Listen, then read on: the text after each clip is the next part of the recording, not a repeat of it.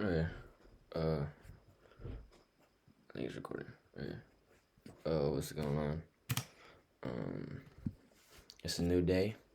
Got some sleep. I woke up. It's at 8 right now. Um, so yeah. So this video is about fair value gaps. Also, before I start, I just wanted to say that I'm not going to talk about all ICT concepts and models and things like that. You could watch TGR if you want to learn all of them. I'm only going to teach the ones that I personally use and what I would recommend using, because the other ones I don't really use. The trade, I only use a couple, and the couple that I use is what I'm going to teach y'all. So I told you guys about liquidity. I use that for liquidity draws on liquidity in case or if market wants to go there or not. And another thing that I use is fair value gaps. So this video is about fair value gaps. So a fair value gap is, or how to identify. I don't even know what a fair value gap is. A fair value gap is just like 3 green candles or 3 red candles all right next to each other with a gap in between them. Or it doesn't have to be, it could literally just be like this. Sure.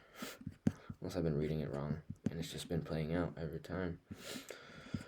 But, or let me go to the live market. Like right here, currently there was. So, or no. I'm trying to make this quick. 15. Okay. So, a fair value gap is literally just 3 candles right next to each other with a gap like this. Not no wicks. Here, let me draw it. This might be a long video. Okay. So fair value gap is a candle. Let's draw a little wick, and then another candle. Boom. Another wick. Boom, boom, boom. So it's just 3 candles. Or a set of candles, basically just a set of candles with a little gap right here. This is what you call the fair value gap. Price usually wants to hit here, come back, either bounce off it and go shoot up, or it could be an inverse fair value gap. I'll explain that maybe in this video or another video, but an inverse is literally just the gap right here. It goes below it, touches it again, and it goes down instead. So this is a good example right here of a fair value gap. It's literally just this candle, this candle, this candle, which is this candle, and this candle, which is this candle. And what you see is that there's a big gap right there. It doesn't need to be big, but yeah. So we mark it out like this. So that is what you call fair value gap here. I have a better marker on here. You would like mark it out like that, and then you'd probably do, what is it, 5 minute? So you 5 minute fair value gap, and it's like that. It's hard to read, but yeah. So this is the fair value gap, and price usually wants to hit it. It could either wick it or it could close. I usually wait for a confirmation to close in it, to know if it's actually gonna bounce up or if it's gonna inverse it. But it could also wick it like this. So price goes up, leaves a little gap. It's just basically like fast, rapid movement of the market. Like it's very volatile and it just shoots up. And then price goes down. It hits the fair value gap. It wicked this one, and then it continues up even more. So yeah, that's basically what a fair value gap is. Also,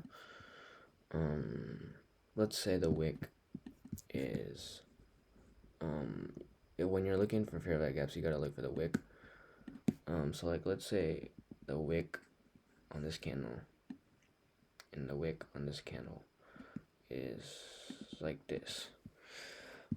Is that a gap or no? That's not a gap, because you don't count the wicks, you count the close of the bodies. So if this wick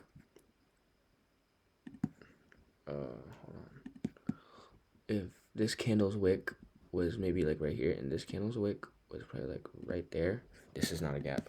Because, I mean, if you zoom in a lot, I mean, if you want to count that a gap, nobody's going to count that as a fucking gap. Where's my favorites, bro? Oh, sure. Okay. Yeah, you see, nobody's going to count that little ass shit. So that's what a favorite gap is. It's from the wick to the wick. Oh, shit. So, for this one,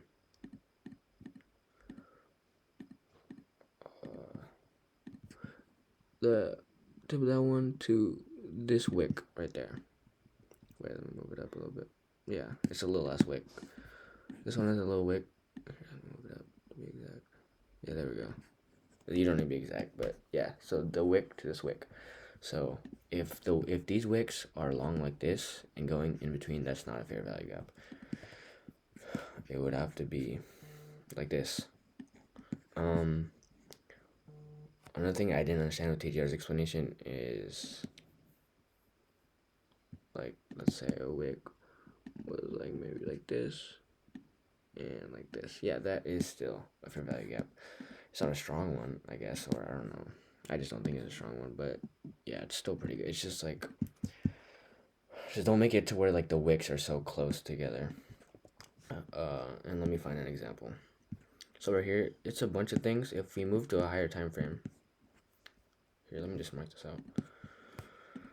Let's go to 30-minute maybe.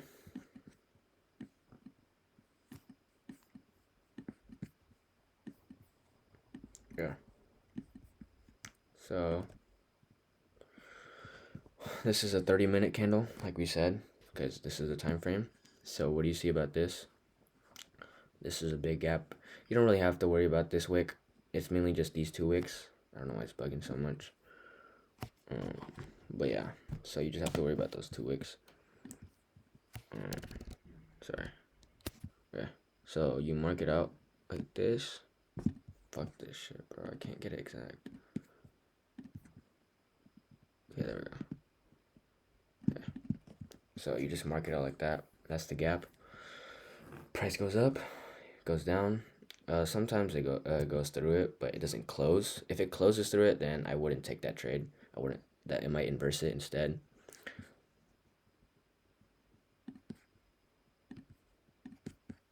So it might go like up like here, and then down, bounce up, hit it again, and then shoot down.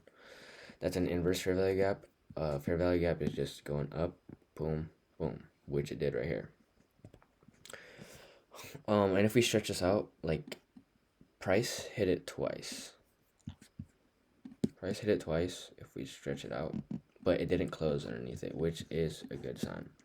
Meaning, like, if it closed, then it would probably be an inverse, but, so, right here, price goes up, goes down, goes up, or it hits a fair value gap. What does it do? It shoots up, chops a little bit, it goes back down. Doesn't go through it though. It closes still inside, and then it shoots up. So yeah, look, this is another fair. Oh, we already showed this one. But yeah, so that's basically what a fair value gap is. But there's like things like 50% rules and like equilibrium, things like that. And I'll explain that in a different video. But yeah, that's basically what fair value gaps is. I'll give more examples in the next video. But yeah.